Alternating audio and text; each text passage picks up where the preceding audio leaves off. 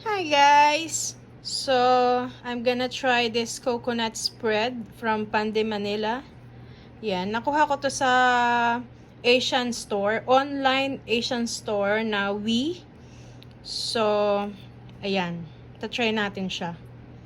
Yum! Sa amin, ang tawag dito, santan, ewan ko ba? Sa Quezon Province. So, nag-toast na ako ng wheat bread.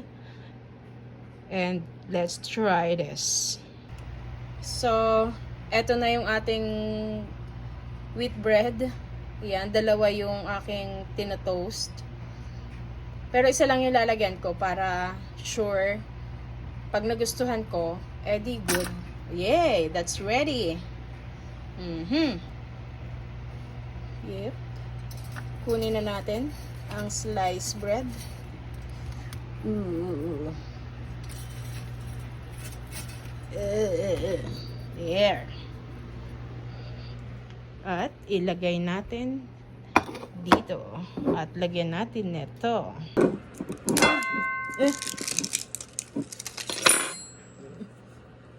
Struggle is real. Oh my gosh. What? I can't open it.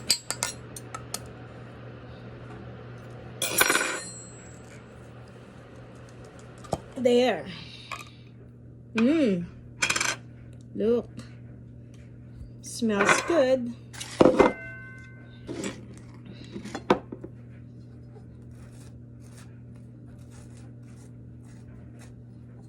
Oh, shoot. Ang lagkit pa naman ito.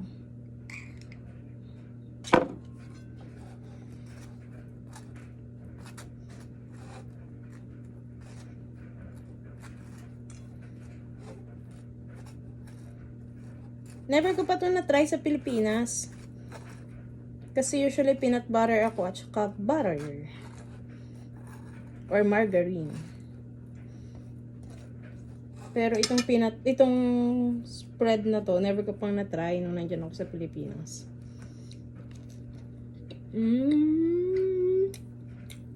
Masarap siya.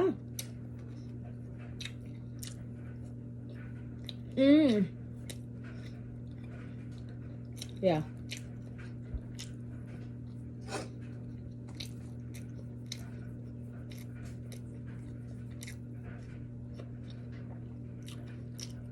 It's good for me.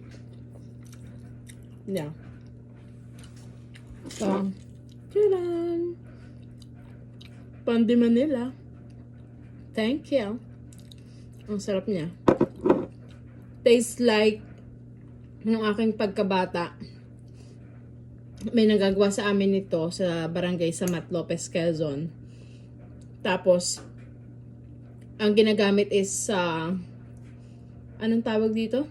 Pakaskas. Pakaskas yung tawag. So, yun. Para ako nagbalik dun sa aking elementary or kabataan. Kasi ganito yung taste. Tapos, ginagawa ko nun sa kutsara lang. Walang tinatinapay. Kutsara lang. Siguro masarap din to sa sa Skyflakes. Itatry ko din sa Skyflakes. So, yun lang. Thank you. Yummy!